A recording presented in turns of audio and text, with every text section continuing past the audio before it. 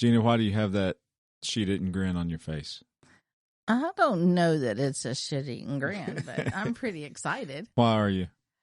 Because it's my birthday. Yes, honey, it is your birthday coming up soon. It's my birthday. It's your birthday week. And I'm happy. Yes, I see that. It's coming up in a couple days. I get a whole week? I didn't know I got a whole week.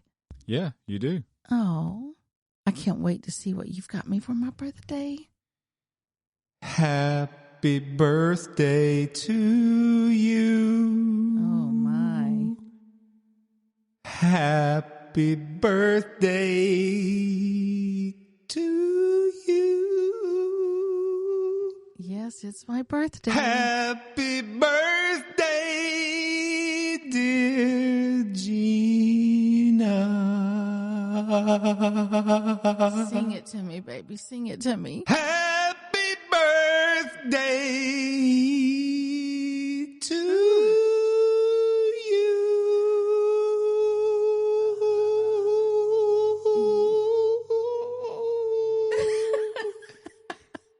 Yes, baby. That's it. I think you missed your calling, honey. I Yes. really do. That's right. Happy birthday, baby. Thank you. Listener, we hope your ears aren't bleeding. It's The Riveted. With Chris and Gina.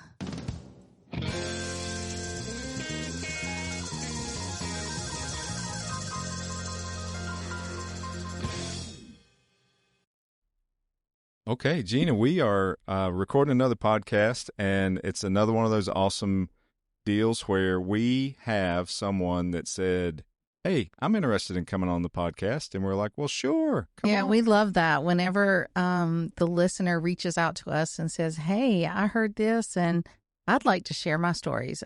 Absolutely. Yeah. And it's really cool because we're meeting new friends. We're talking Airstream and, also realizing that a few people are listening to our podcast now. I think we have more than a couple listeners now. Yay. Finally.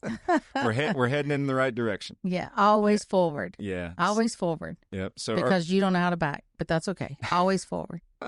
I do know how to back. I know you do. So earlier this year, we had a podcast episode where there was a couple talking about camping in the frozen tundra of West Virginia. Freezing. Yeah. Yes. And that was Tom and Joy. Yeah. And hi, Tom and Joy. They were up skiing in West Virginia, and they were in way below zero temperatures. And I was going to say, how do you get below negative? Yeah. And our guest today, he was listening to that episode, and he's like, man, I've been doing that for years. He's like, I can tell you some stories. Yeah. That's what he said. Plus more. Yes. So we are excited to have David Gentry on the podcast with us today. He's avid Airstreamer, native of Georgia. Full-timer. Mm-hmm. And he's been around the block a time or two. I think he's in Virginia right now. And glad to have him on the podcast. So, David, welcome to The Riveted with Chris and Gina. Hi, David. Thank you, guys. It's quite an honor to be on your podcast. Oh, well, thanks for reaching out. An honor. That is way too high of a standard. Well, he was talking about me, honey. Oh, yeah. Okay. Well, thank you for saying that. And again, thanks for being a listener, and thanks for saying, hey, I'm interested in chatting with you. And because we've said it before, we'll say it again. Everybody has an Airstream story. And they're all worth sharing at some time or another, and that's one of the main reasons for this podcast. So we're excited to chat with you, learn about yours, and just have a fun conversation. So, glad to have you on. Absolutely. So, David, you said that you were in Virginia right now? I am. And you travel full time? I do. And so when I'm not traveling, I typically stay here at my daughter's farm. And so when they put up a big metal building, I just happen to show up with an RV panel and said, hey, while the electrician's on site, why don't we have him install this on the outside of this nice little building where I can come here and hook up and have power. Yeah. That's nice. Do they have any additional spots there parked for a 30-foot Airstream? We always like those kind of deals. I know. I'm sure we can find a spot. I'm Yeah. sure we can find one. And we'll have to share the electricity. We can find some space, sure. That's okay. As long as there's not any trees, we can find the electricity. It's it's always fun. I mean, we enjoy being in locations that are not RV parks as often as we can. Exactly. Yes. And whether it's family, friends, I mean, whatever, just being able to slide your Airstream into a unique little spot and hang out. And that's the best. It is. Mm-hmm. And I think it's one of the conveniences of the design of an Airstream is that you can put it in some of those unique little places that some of the other rigs have a more difficult time getting in. So, I hear where you're coming from. And it's always good to hang out with family, too, when they're giving you that spot. I actually have a son that lives in Nashville, and I did something similar at his house. So I've got a nice little 50 amp plug there that I can use. But, what's kind of interesting is that a lot of people ask me, they say, so when you're there or you're here, do you stay with them? And the answer is no. I stay in my trailer. Yes. I stay in my trailer. Well, that's your home. It is. And everything's here. And I don't want to move stuff in, Right. I mean, it's all right here and it's convenient. So, which is something that every time that I do take a trip, maybe without my trailer, you have to think about, oh my goodness, I've got to pack. And I haven't done that in so long. And what am I going to take? I got to think this through when I'm used to having everything right there with me. Right. Well, and another point about that too is, I think a lot of people that aren't full-time RVers, they don't understand that concept. They think, come on into our shower. Come on into our bathroom. We have a bed. Come in, like they don't realize that we have that too. Yeah. Exactly. Yeah. So it's very comfortable. David, how did you get started with Airstream? Because I know you've been full-time for about 4 years, you said, but has it been like from childhood you saw Airstreams, or is this something new for you? Yeah. Really? No, it was actually new when I first started. Oh, wow. I had I was living in my house by myself and sold the house, and I was kind of trying to decide, where's the next place to be. So I've got 6 kids and they're all over the country. And so, I'm trying to think, well, where's a good strategic place to be to suit them all? And 3 of them have children. So I've got grandchildren spread around, and, you want to be with them. So I was still working at the time. So I moved into a townhouse temporarily, and kind of interesting. I was doing just some YouTube surfing, and I came across Cass on Tales of Wanderlust. Have you ever seen her? She was our early YouTuber with her Airstream. She had the base camp. She had a 16X, and she was solo traveling and working from the road. And I just got really interested in that. And then at Thanksgiving that fall, this was 2020. My youngest daughter, I happened to mention it to her, and she was aware of this YouTube channel. And so we started talking about it. I kept watching it, and I thought, that's pretty interesting. So I started doing some research, started learning about it, went to Airstream of Virginia. I was living in Northern Virginia at the time. I went to Airstream of Virginia, went in and looked at a base camp, and really looked at the 20. And, asked a bunch of questions. 30 days later, I came back and bought it. Wow. And, I just kind of made that decision. So I bought it in January of 21. And of course, at that time, the lead time on Airstreams was extremely long. Yeah, yes, they were. At least a year. But I was able to get someone else's manufacturing spot. So it cut it down to about 7 months. So I actually received that. I'm on my second Airstream now, but my first one was the Basecamp 20X. And so for 7 months, I was just, every day I was on YouTube and I was learning, because I didn't know anything about it. Then I'd be on Amazon and I'd be doing point, click, ship, and I had to make room in my garage for all the stuff I was buying, trying to get ready. So during that 7-month period, I was really accumulating a lot of head knowledge, because I really had not done this before, but I was, getting everything in my head. And and then I got it in August, and all during that time you're doing that knowledge and waiting. I'm sure there's a lot of pin up excitement that you because and you'd never had an Airstream before, but you still had that built-in excitement, right?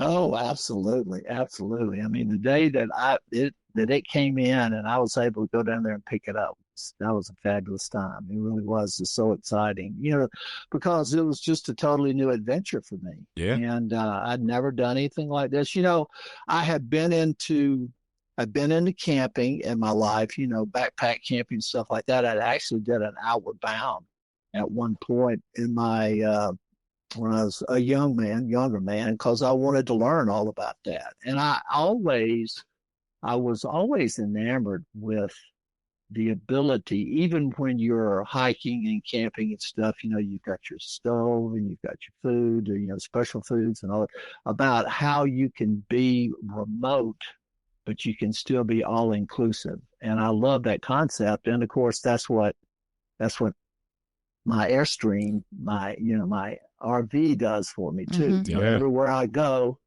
there I am, and I've got my house behind me. Mm-hmm. That's the best part ever. Oh yeah, I mean, a great story, is when you're traveling around, and we may get into this a little bit later, but what I do in the fall is I go to college football games. I'm a big college football fan. Go Dogs! How about that? Go Dogs! Listen to him. Yeah. Yeah. Is that the Georgia Bulldogs? It sure is. Yeah. It sure is. And actually the tags on my truck and my camper both say Wander Dawg. Oh yeah. That's awesome. Dog. Yeah. Hey, well, I'm sure you've heard this joke about the Georgia Bulldog. I mean, you're bound to. But I'm going to say it's just every time. Hold on, Dave. Well, and I don't want to interrupt your story. Yes, you do. That's exactly what you're doing. No, not on purpose, but it was purpose. But the joke, the punchline is actually about Tennessee, but it's a joke about the Georgia Bulldogs, and you've probably heard it. I mean, you're bound to have, but yeah, it's, the Georgia and Tennessee are playing, and they're at Tennessee. No, I'm sorry, they're at Georgia. And the crowd's going wild. It's packed stadium. It's a tie game. It's halftime, and the Georgia Bulldog mascot comes walking out with his handler, and the cheerleaders are going and jumping in the air, and the band's playing, and everything's going crazy. And the Georgia Bulldog mascot could care less. He don't care about none of that kind of stuff. And he sits down right on the 50-yard line, and he looks around, and then he bends over and he starts licking his nuts. And there's these two guys from Tennessee up in the stands, and he looks down, and one of them looks down at the dog and points to the other, and he says, "Man," he said, "I wish I could do that." And the other one says, "Man, that dog would bite you." Yeah. So actually, Chris, that's an old Louis Grizzard. That's a Louis Grizzard story. Is Louis it? Grizzard was that? I know Louis Grizzard.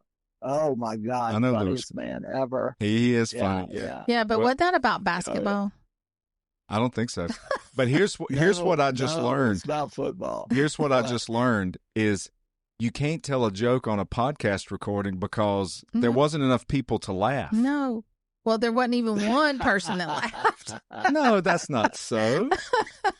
Y'all. I mean, I gave the punchline and I was expecting a big amount of laughter. No, we smirked. Okay. All right. So I'm sorry, David. Now, I probably got you off track, but anytime I hear Georgia Bulldog, that's what I think. No, but he was talking about traveling in the fall to football games. Yes. Yeah. So he has good stories. Go ahead. And you tailgate, I guess, right? Absolutely. Yeah. So That's awesome. I got the base camp in August, and my first trip, we played Clemson in Charlotte, and I got a spot out at the Raceway, which turned out to be really nice. And that year, I went to all 15 University of Georgia football games. And whether they were at home or away, it was in my Airstream. That's great. And then the one weekend that we were off, my son that I mentioned earlier that lives in Nashville, he's a Tennessee volunteer. And so I went by and I picked him up, and he and I went to Tuscaloosa, and we watched Tennessee, Alabama. So I went to 16 college football games that fall. That's amazing. Golly. Yep. It's crazy. And that is crazy. Well, yeah, but you never stayed in a hotel room except for once. No, he had his home with him. Yeah. And it was you were like the anchor spot for everybody. Well, I don't know about that, but yeah, it was fun. It was fun. That's great. And then the Athens games, we had a tailgate, regular tailgate spot. Yeah, that's really fun. cool. It's fun. So that was how I got broken in. And then that winter, I booked a place at Tiger Run in Breckenridge, and I was there for a full month. I was there from January 15th to February 15th, and one night, it was minus 31. Wow. And you were in the base camp. I was in the base camp. Yeah. Sure. I was in the base camp that year. Yeah. So, yeah. And I've gone out west skiing every year for the last 4 years, different places, a lot at Park City. Last year, I also went up to British Columbia, went to Whistler Blackcomb. I've done Tahoe. And it's been pretty cold, very snowy. As a matter of fact, I left Whistler a day early because they were going to get 2 feet of snow, and I wanted to get out of there before that came in. I bet so. And so, yeah. And luckily, I'd bought a set of chains for my truck, and I was up the next morning early before the sun came up out there trying to get those chains on so I could get out of there. And everything went well, and I was able to leave. But the base camp you had, and then you've switched to something else now. So when did that take place? Yeah. What'd you get? Yeah, so I was in the base camp for 2 years, and almost to the month, and so I upgraded to a Flying Cloud. So I'm in a Flying Cloud 27 front bed twin. Oh yeah, Yep. Big difference. Oh, I bet. A lot more room. Yeah. Yeah. Oh yeah. And I got the desk option in there. Yeah. Which that's where I'm sitting right now. Love it. That's cool. That's where I spend most of my time. Yep. And the little bunk bed, that goes across the twins. Yeah. But honestly, no adult could sleep up there. It's long, but you can't roll over. Yeah. But I use it for storage. I really do, and it works out really well. I bet so. I know we've got another guest that's been on one of our earlier podcasts, the Sotos. They've got a 27-foot Flying Cloud that's got that desk where yours is, and he creates music inside his Airstream, and that whole desk area he's got it set up with microphones and mixing consoles and a keyboard and all this kind of stuff. He makes digital music right from that desk, and he's got a 27 Flying Cloud. And that's awesome. Yeah, that's awesome. It's they did a good job with that desk in that spot. Well, they did, but I think it's great, the imagination that people have and what they can do with the space. Yeah. Yeah. And did you get the Flying Cloud from the same dealer you got the base camp from, or did you do something different? Well, no, I didn't. So I got the base camp at Airstream of Greensboro, and the lady that had been my sales person there, she actually went to the place that you got yours. I believe you did, anyhow, in Greensboro. It was, right? Yeah. Yeah, it was. Yeah. And Chad ended up being my sales guy. Oh, that's cool. Chad. Yeah. Yeah, that's awesome. I love that. We did a podcast with Chad. We did, yeah. And I know you did. Yeah, I listened to it. And and our They're friends fun. Tom and Joy, who were that's where we met the ones that were on the episode that you resonated with about the temperatures. They bought from Chad too. So yes. Exactly. We were all at a rally together. That was a lot of fun. Yeah, we bought ours. It wasn't Blue Compass then. It was still Out of Doors Mart, but it's the same location and great spot, great dealer, and that's really cool. So but I guess is that your closest place where you work from? Yeah, I bet so, because Southern Virginia. It is. Yeah. It's about 100 miles. Yeah. 100 miles away. Oh, that's not bad. Very cool. So Chad and I got to be good friends, and every time I go back to have a little work done or have something, I had a 3-inch lift added to the trailer recently, and I was down there for that. I'm actually going back in probably a week or so to have a few other little things done. Very cool. Had a little small mishap in Athens, Georgia 2 weeks ago, so I need to have some things repaired. That's not good. So you had them do your lift at the dealership. I did. Yeah, I had cool. them do it. Yeah. Yep. Yeah. So I thought about this. Chad, he does such a great job with his videos and everything. And I remember hearing on your podcast. I don't remember, Chris, if you brought it up or something, but he did one he did one video on Brinkley, and supposedly some people were kidding him about that. So when I was at the dealership and I was talking to him, and I was kind of gigging him about it too. And I said, "Hey man, you better look over your shoulder now. Brinkley's doing a great job or whatever." And he looked at me, he says, "Yeah." He said, "But what about resale value?" And I looked at him and I said, "Chad, I'm 75 years old. Do you think I care about resale?" Yeah.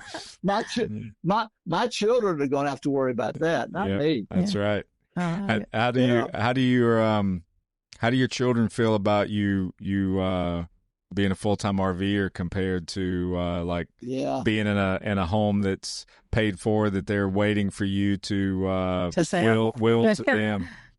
Yeah. Yeah. That's a good point. I don't know. They haven't brought it up. They still like me, so I'm sure they probably like the fact that you can come at will to visit or hang out. Well, it sounds like they're spread across the country. Yeah. So he could just bounce around the country and see all of them. Yep. Yeah. Yeah. Seattle, LA, Nashville, West Virginia, Northern Virginia. Wow. Southern Virginia. Yeah, they're spread out. So actually, my daughter that lives in Seattle, she went with me to Whistler Blackcomb. She and her husband. They didn't stay in the trailer. They had a real bougie hotel that they were in that was right at the bottom of the slope that I could hang out at. But so they went and skied with me there. And then I have a son that lives in LA, and when I get out west, occasionally I'll get to see him. He actually met me in Palm Springs when I was there 2 winters ago. And we had a great time. I would say that it sounds like just you've got enough spread around the country that you could visit them all and hit the different seasons and always be in good weather. Probably. But cold weather does not bother him, Chris. Well, I know that. I'm just saying, no, like in but general. You're right. Yeah, like you could visit East Coast people in the spring and summer, or maybe the fall, and then you could do, your LA in the winter and the Seattle in the spring or early summer, maybe something like that. So, Gene, I wouldn't say I don't mind it. I just have learned how to live in it. Oh, yeah. Yeah. So as a matter of fact, let me just, because I did get, the reason I got in touch with you was I was thinking about your other guests, and my goodness, it was 56 degrees or something like that in their trailer when they were talking to you. Yeah. And so what I have learned, and that first winter when I was in Breckenridge, actually everything, I never spent a cold night or cold day. I wasn't there much during the day because I was out doing stuff and skiing or whatnot. But the biggest problem is your dump. And, it's not your tanks, because in the base camp, you have tank heaters, which keep that fine. And then in the Flying Cloud, the furnace system, it heats the underbelly and whatnot. But that little short distance coming out of the tank to the little manifold there where the little pipes come out for your black and your gray tank, that's what freezes. Yeah. So I kind of have a little bit of an interesting story that first winter, and I learned from this, but I actually bought a LP tank mounted heater. So they make these little heaters that have this little contraption that'll just slips right down on the top of like a 20-pound tank. Yeah. And so I used that to try and heat it, but the heat was dissipating. It was going on, all over the place into the cold air and whatnot. So I had some Reflectix, which, by the way, they mentioned they put Reflectix in their windows, and I highly recommend that. That's a great thing to do. But I had some extra Reflectix, so I built a hood over the top of it so that it would, kind of force the heat down onto the dump. And so right at the end, right as we're about to leave, a buddy of mine was out there with me, and I'd gone out there to kind of check on it, and it actually worked. It was difficult, but it would work. And as I was leaving, I walked around and walked into the base camp, and as soon as I got in there, he said, "David, I smell something burning. What's going on?" Uh-oh. So he goes out and goes around there, and there was a fire. So what had happened was I had laid my gloves down the top of the Reflectix when I was walking away, and it fell down on the top of that heater and caught on fire. Oh my God. Two guys were walking by, about the same time they came up. Everybody's shoveling snow onto the fire and whatnot. I mean, can you imagine if that tank had just exploded? Oh, God. So anyhow, so what I learned, and I've done that on my Flying Cloud too, is I just take heat tape and wrap it around, and then I put insulation, then I put waterproof tape on top of that, and then just plug it into the external outlet. Yeah. And that makes it work fine. Makes it work fine. That makes sense. But on the inside, especially with the Flying Cloud, what I do and I know that they were very concerned about using a lot of LP as I am. And what I do to conserve that and to stay nice and warm is I had it that first year out in Breckenridge. I have a oil-filled electric heater, and it's got a little remote, you can adjust the temperature. It's got a thermostat on it and everything. So I keep that in the bedroom. And at night, I close the curtain and I turn that electric heater down to about 62 because I don't want it to be real warm. You sleep better in a cooler room anyhow.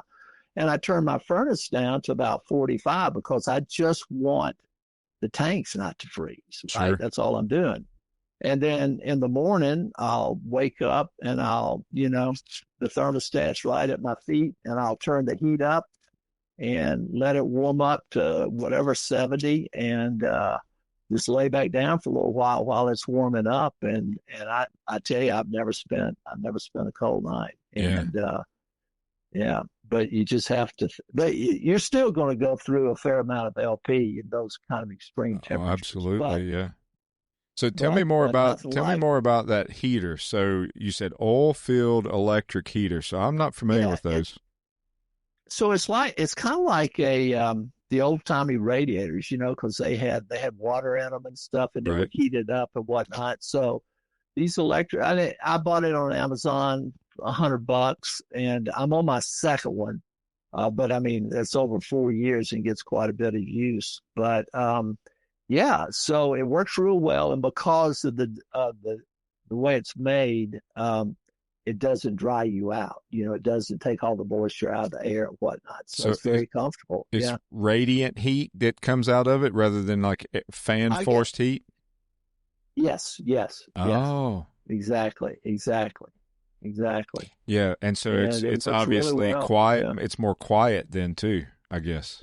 Oh, but it's 100% quiet. You can't hear anything. See, Gina, there's no noise at all. That's what we need.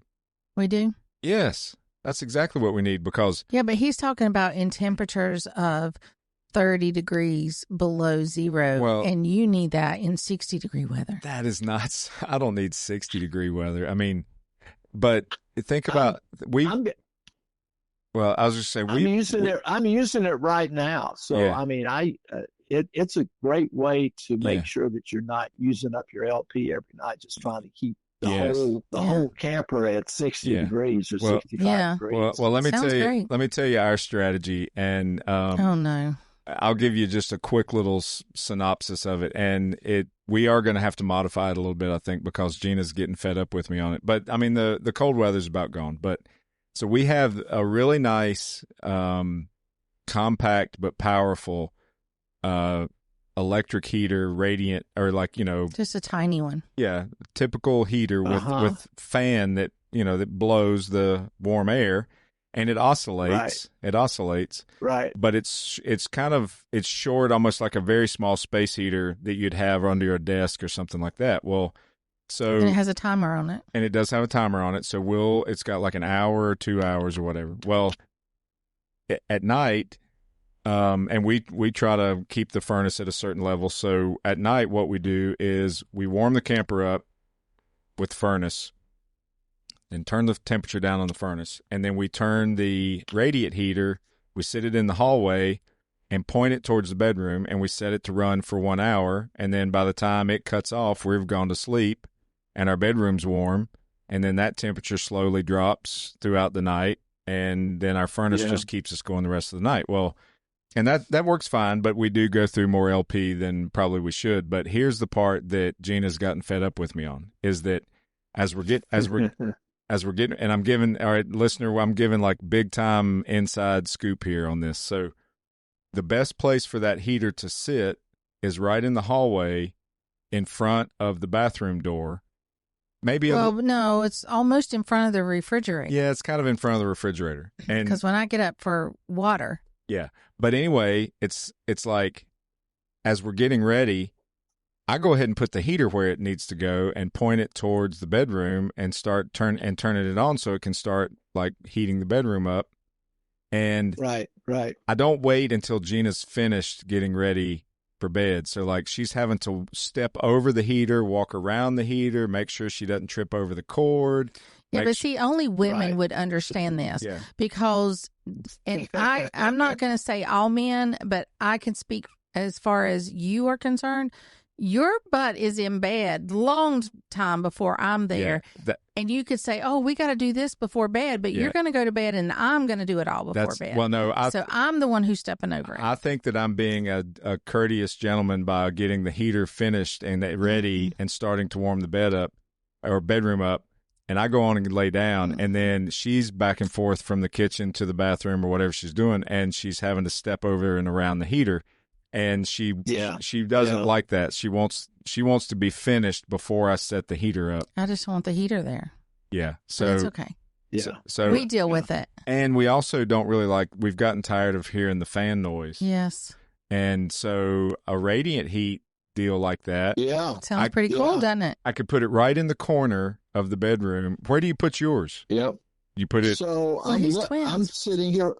Yeah, I have twins. Oh, okay. And so I well, and I'm just on one side. I'm here by myself, but I hope you can't sleep on both sides at the same time. Trade-off. At night, it's kind of interesting. I kind of keep it right between the two beds. Okay. Know? All right. But just inside of where the curtain is, the curtain's my friend. The curtain really just keeps all the heat in the bedroom that I need. Yeah. Don't have to worry about that. And I'm 6'1", so my legs are pretty long. So it's not uncommon for me to just kind of, as I walk from the bed to the bathroom, which at my age happens several times during the evening, I kind of straddle it. I just kind of walk over it, so to speak. Yeah. So it's thin, but it's tall. It's about as tall as the bed, but it's thin and it sits on four little casters. You can roll it around. And the plug is actually on the other side under the TV. So the cord is not in the way at all. That's good. It's completely out of the way. Yeah. Well, we need to consider that, Gina, but we'll make an investment for next winter. How about that? Mm-hmm. If we're in cold weather.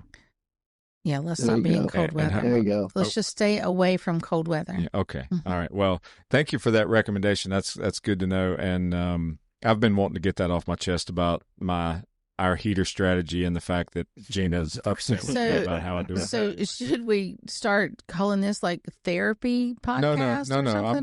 I'm honest. I'm very open. I want everybody to know the real deal. Oh, he's very open about what we do. So that's good. Okay.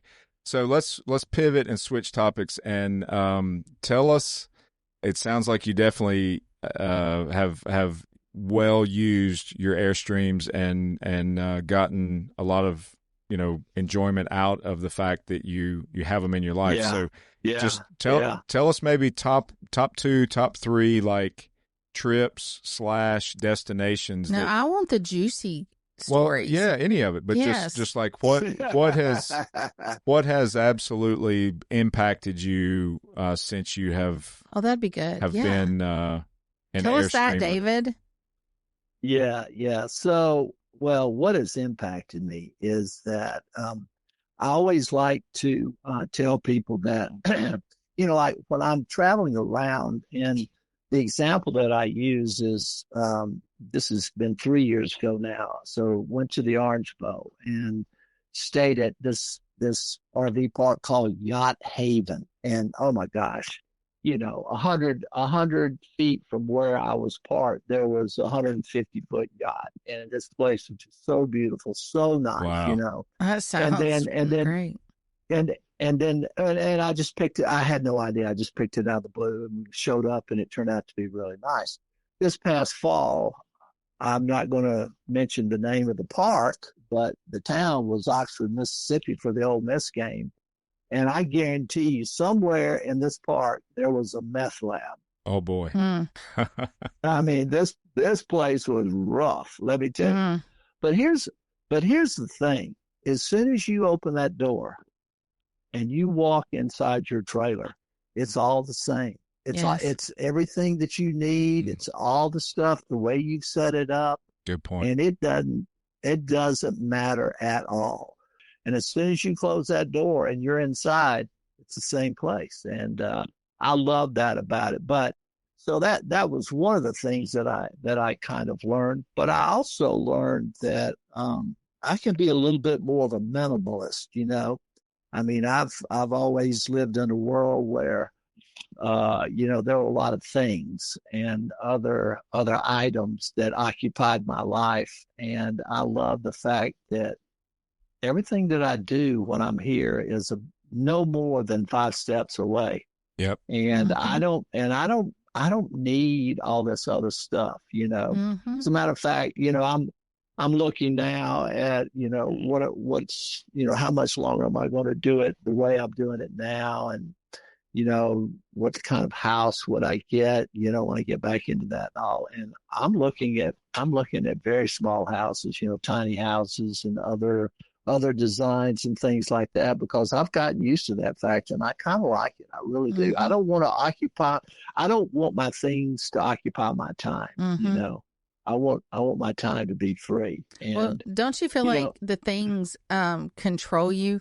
Like your homes, your cars, your grass mowing, everything that controls you. Yeah. You don't have your life. Yeah. Well, and there can be plenty of stresses in life or responsibilities, and some responsibilities just can't be ignored. But whenever you eliminate some of the other material type possessions or properties that are excessive or just things that are not necessarily needed, and you start to live minimally, it's free. And I mean there's lots of different ways to live minimally, but I think the combination of the design of an Airstream trailer and the fact that you do live minimally inside of it, it just it affects you in a positive way, and you start to appreciate having less stuff.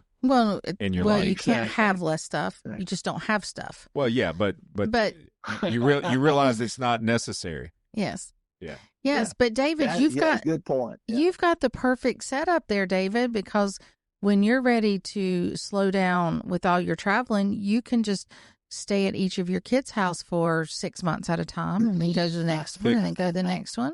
Pick which kid you like the best. By the way, which kid do you like the best? You can't ask him that. Oh, I can't? Why not? Oh, I'm sorry. Parents do not have favorite. Actually, I think I was listening to another one of your podcasts when you asked somebody that very question. Yeah. And I'm not falling for that. No. Yeah. So, but you're a bad boy. Whichever one you like the best or likes you the best is the one that you go and hang out with, and no need to get a tiny house. Just stay in your Airstream That's right. and park there and plug in. Yeah. And they'll be able to take care of you. But yeah. I think that's funny to ask. It's like, which kid do you like best? Which kid do you like the best? You can tell us, David. We won't tell. We won't tell anybody. We promise. You can tell us. Yeah, I think there may be a couple of people listening, and so including my kids. Okay, all right. Well, that's fine. Well, you can just give us their initials. Would that help? I will say this. I'll say this. No, I mean, it makes me feel good to hear you at your age, which is a little older than me or Gina, but it's good it's just good to hear you say that about living in an Airstream full time, to know that that can be the case for anybody. And he didn't start until later. Yeah, he didn't. But we have no exit plan. We love this living style. Yeah, and love this Airstream, and look forward to a long future in it. So that's good to hear you say that. Yeah. Yeah, I mean, I was when I started, I was 71. So yeah, and so you asked me, what else I'd learned, and what I really love also is that in my business world, I was I travel a lot. As a matter of fact, the last 8 years I traveled internationally, and I was going and doing that kind of stuff, and I never was a real handy guy. I wasn't the guy that was going to spend a lot of time fixing things up around the house, but I'm totally different now. I love messing with stuff. I'm learning things. And, my theme is don't let the old man in. And, I'm sure you know the story behind that, Toby Keith, talking to Clint Eastwood, and he had, because Clint's in his 90s. Yes. Said, you just can't let the old man in. So Toby writes a song about it, which, and the greatest line in the song is, how would you be if you didn't know the day you were born? So, you just can't allow that to prevent you from reaching out, and having some adventures. I mean, my life, tonight when we get off of this podcast and everything, I've got some planning to do. I've got some trips that I've already got on the books, and I need to book some places, and just need to be thinking. So I try to think a lot about the future, and doing those kinds of things. And I have with my Airstream, I have the ability to go do that and do something new and exciting. It's awesome. That's love good. It. And I also. And even though I travel alone, I like to say I'm alone, not lonely, which I think are two different things, because I have a great family, great friends, and I have a really good time with them, and I care for them, they care for me, and so it's a great world. That's great. That's wonderful. It is, and I would say that I'm definitely speaking from not the experience based on age, but the Airstream's probably got a little bit to do with you keeping that old man from getting in, right? Like you feel it gives you some energy, yes. Just gives you some excitement, enthusiasm in your life, right? Yeah, my happy place is driving down the road with the trailer behind me. I feel good and comfortable then. Yeah, that's good. Yeah. And listening to the Riveted with Chris and Gina on the stereo, right? That just absolutely floats my boat. That gets me so jacked up. Yeah, that's right. Well, oh my gosh. That's the thing. I'm rolling my pants legs up now. It's getting deep. I'm not. I mean, look, it's look, getting deep. It's one salesman talking to another, Gina. I mean, come on. It's we're promoters, but no. I mean, that's the thing. Think about the concept of just having a fun Airstream podcast to listen to while you're going down the road, towing your Airstream, getting ready to go hang out with other Airstreamers potentially. Well, we've talked about this before, and that is you're never lonely when you have an Airstream, because whenever you pull in somewhere or stop for fuel or whatever you do, someone's going to be staring at that Airstream. Somebody's going to want to come say hey to you or ask you what it is, especially when you had that base camp. I bet you had lots of people asking you stuff about that. Yeah, your other guest that had the base camp, and they said something that resonated with me when they said that a lot of people think that it's a fancy horse trailer. Yeah. Yes.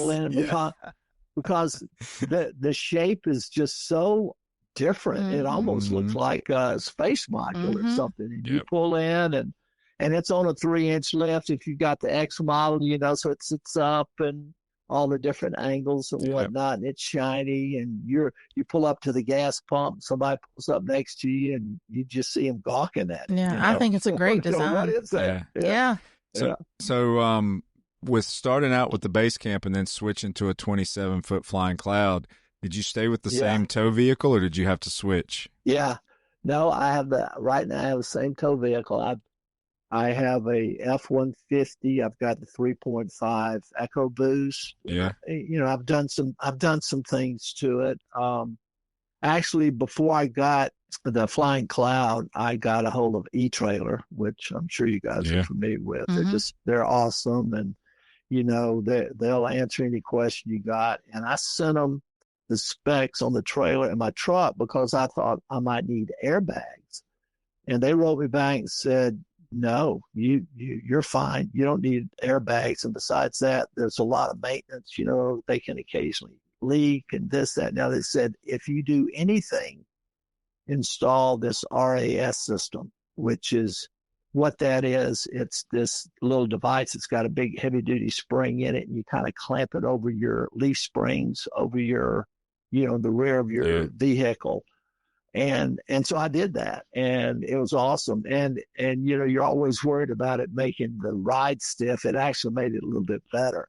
So, I mean, a lot of people will, all you have to do is mention tow vehicles or gas versus diesel. Oh, yeah. And you get about 80 to 90 comments on your post. You'll get some you'll get some very strong opinions. Yeah, for sure. Yes. Well, I didn't know, because the Basecamp 20X definitely is, it caters to a particular, a lot of people with different style of vehicles will buy that unit. And I didn't know if you had like an SUV or some kind of rig that you might need to switch trucks. But I know that we met a buddy or Airstream friend that had that same truck you just described you've got. And we traveled with him and crossed the Beartooth Highway in Montana and Wyoming with him, and he towed a 27-foot International with that Ford, and it was a breeze. Yeah, it was good. Yeah. So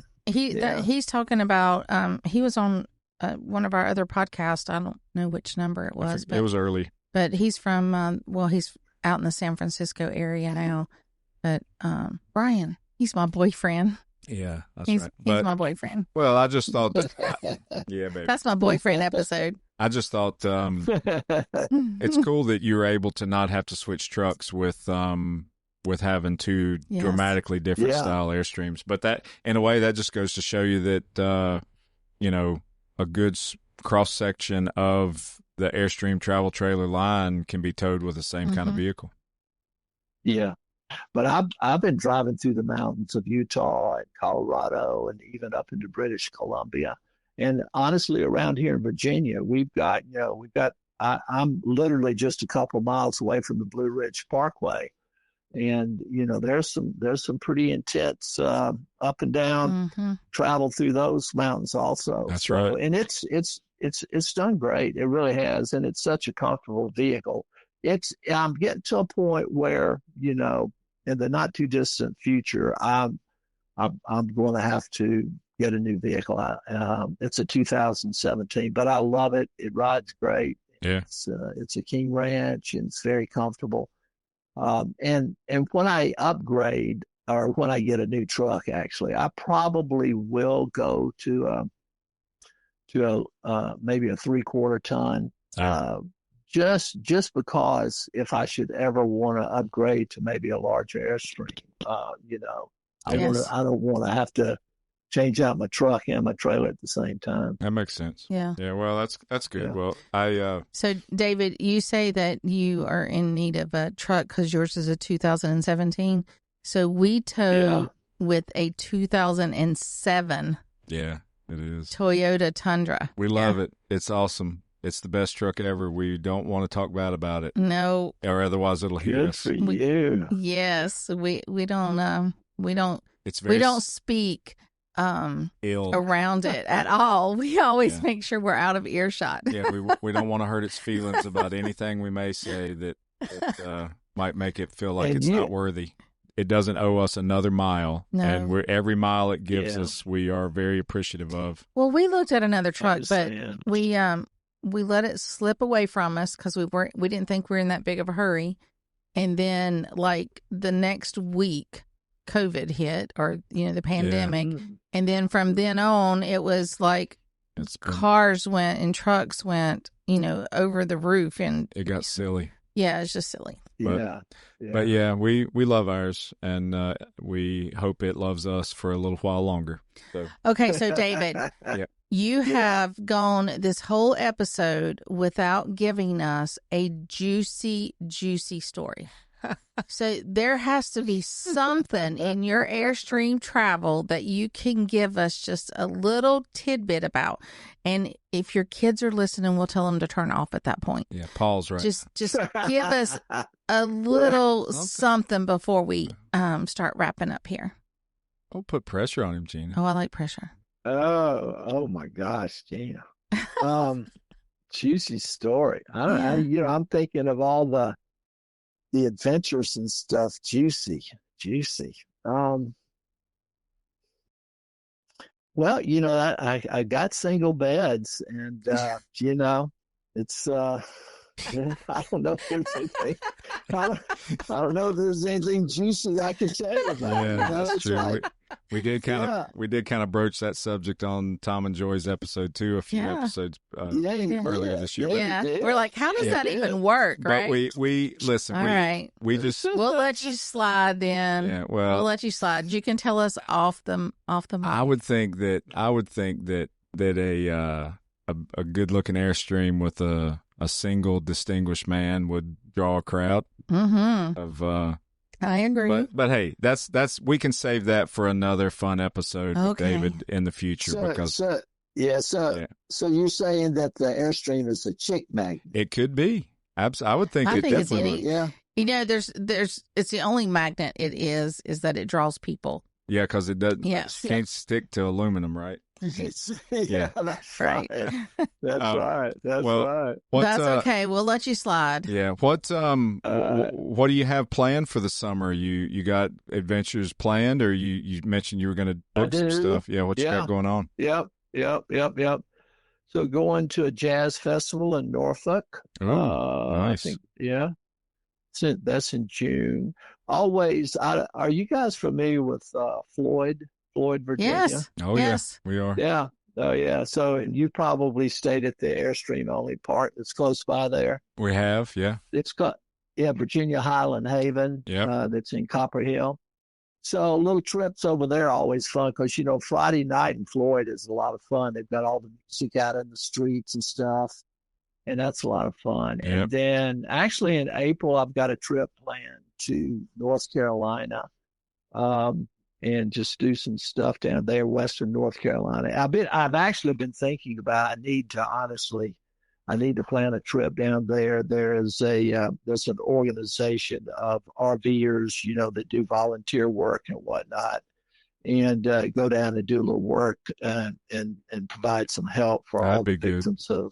of Helene. Mm-hmm. Yeah. That'd be awesome. So, yeah. That'd be fun. And then just normal summer stuff. I take some vacations with my kids. I don't typically take the Airstream then, and then getting set up for the fall. More football, that kind of thing. And then this winter, and I got shot down here. I've got a buddy that he's another Georgia fan, and I see him at a lot of the games. And so he goes down to spring practice, the Braves spring practice down in Sarasota. And he goes down and stays at a really nice park down there for about I think he actually stays for a couple of months, maybe even as many as 3.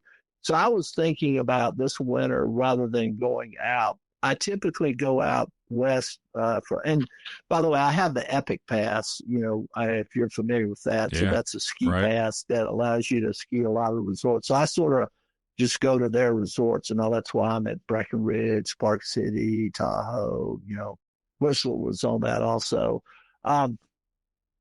But, this year I was out there so early. What I really want to do is go later in the season, because April is the perfect time to go to Zion, Moab, which I did. I did that 3 winters ago. I went late, and then I did a week in Zion, and I did a week in Moab. Yeah. And that was so much fun. And I want to go back there. So what I'm really trying to do this winter is, and I've never done the kind of snowbird thing, kind of going to Florida or something like that in the wintertime. Yeah. And it's just so difficult to get reservations. But so that's what I'm looking at. And I called the park, or I actually didn't call it, I went online, where my buddy stays, and they're totally booked. So I've got to kind of step back and come up with a new plan. But I'd like to do that. So I really would like to be maybe in January in Florida, and maybe February, and then go out west later, like in March, to kind of get that, and then spend some more time out west in kind of the late spring. Yeah, that'd be good. Nice. I know that it does vary by the winter season or previous season, but if you get down into the desert Southwest in that time of year, March, April timeframe or whatever, and you're in certain places, you can see the desert in bloom, and it's just it's just amazing. Mm-hmm. Yeah. We saw the super bloom 2 years ago. Yeah, a couple of years ago we were part of the super bloom. It was you wouldn't expect a desert to be that beautiful, but it absolutely was. So yeah, we wish you the best of luck for that. Well, we've been chatting it up now about an hour, and that's time flies. I mean, I look down at my little counter, and it's like at 30 minutes, and then I look again, and it's another 30 minutes. So, it's like, where did it go? It's we've had a lot of fun chatting with you. I hope you've enjoyed it, and I think that it's great to hear a gentleman like yourself that is enjoying their Airstream life at the way you're doing it, yes, and the ability you have to visit family, enjoy travel, do his hobbies, like going to see the football games. Do your passions in life, and all of that is partly made possible by the travel trailer that is hooked behind your truck, and we think that is an awesome thing to chat about. So thanks again for sharing that with us. Yeah. Oh, thank you guys. This has been a lot of fun. Yeah. Our paths will cross, so we appreciate it very much. They will. Yeah, I recently got involved with the international, and also, which you guys are in one of the North Carolina clubs, right? Yeah, our main club is the Carolinas unit, Carolinas Airstream Club, that we joined when we first got the trailer. And I know there's a couple different units in the Carolinas, but that's the one we're part of, Carolinas. Right. So I joined one of the Carolinas. I think it's called the Piedmont. And I didn't really know what I was doing. I just kind of selected it as an alternate, and then the Virginia Club. But I've been on there and seen a lot of the different things. I was really disappointed when it's called a Lumalina. Illumina. Yeah. Mm-hmm. Yeah, it got canceled. Illumina, yeah, it got canceled. I was excited about doing that. I really wanted to do that one. But I'm sure I'll see you guys down the road for somewhere. sure. And, yes, you will. I know that, the Southeast has a lot of very active Airstream clubs, and pretty much can have a rally most every month of the year. There's a few clubs that may take December or January off, but for the most part, you can go to the South. You can go to an Airstream rally in the Southeast 12 months a year. So that would be good to see you sometime soon. So again, thank you so much, David, and thank you. We will see you down the road as soon as we can. Yes, Gina. Sorry, I didn't have a juicy story. Oh, I know you do. I know you do. He'll have one for next time, baby. Okay. Next time. She's really wanting to hit that explicit rating that we have on our podcast. Well, yeah, why not? Yeah. We haven't quite hit it yet, but that's all right. I mean, we'll get there. We'll get there. Thanks, buddy. We appreciate it. See you. Thank you, David. We'll see you down the road. See you guys. Bye. Bye. He is such a nice guy. Yeah, he is. He's one of those Southern gentlemen. He is. I'm going to have to break him, though. Breaking of being a Southern gentleman? Yeah. Next time. Okay. Thanks, David. All right. Well, listener, we hope that you enjoyed this episode. I will say that we've got some listeners that we hope are hearing this that are in Arizona. Woohoo, Arizona. And we got a message that you are listeners of our podcast. You're Dean and Barb Truitt. Welcome. Happy to know you, and can't wait to see you down the road. But you're in Benson. You're hanging out with some friends of ours. You can run, but you can never hide. That's right. And so we are glad that you're a listener of ours, and we can't wait to meet you in person. Thank you. Yep. So everybody check us out on Apple, Spotify, Amazon Music, YouTube podcast, therivetedpodcast.com, and enjoy every episode that you listen to. Thanks so much for being with us. Absolutely. But hey, don't forget, we want to hear your stories too. So contact us through info@therivetedfox.com. Yep. Look forward to hearing from you. We appreciate you. We'll see you down the road.